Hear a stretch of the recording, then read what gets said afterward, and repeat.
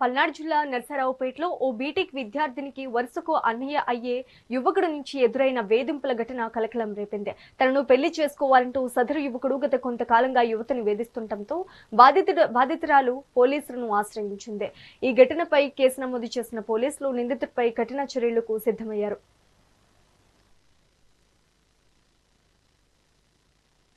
అందరికీ నమస్కారం. నిన్న మధ్యాహ్నం 1:30 ప్రాంతంలో మోపర్తి మేఘన అనే అమ్మాయి ఇక్కడ నర్సరావుపేటలో ఎన్ఈసి ఇంజనీరింగ్ కాలేజీలో సెకండ్ ఇయర్ బీటెక్ చదువుతా ఉంది.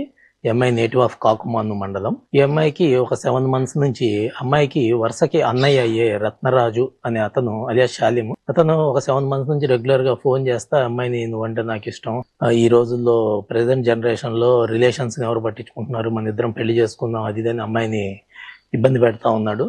ఈ విషయాన్ని ఆ పాప వాళ్ళ పేరెంట్స్కి చెప్తే వాళ్ళందరూ పెద్దల సమక్షంలో మాట్లాడుకొని ఒక 3 months బ్యాక్ మళ్ళీ ఇది రిపీట్ చేయొద్దని చెప్పేసి మందలించడం జరిగింది. ఈ 3 months నుంచి అతను ఏమీ చేయట్లేదంట.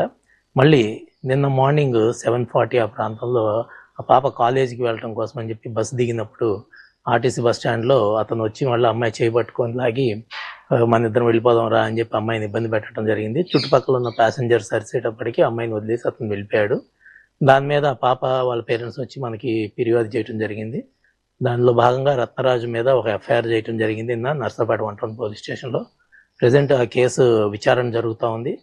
త్వరలోనే అతని మీద చట్ట ప్రకారం చర్యలు తీసుకొని కేసులో విచారణ కంప్లీట్ చేసి వాటి మీద ఛార్జ్ షీట్ వేయడం జరుగుతుంది. అందరికీ నమస్కారం. నిన్న మధ్యాహ్నం 1:30 ప్రాంతంలో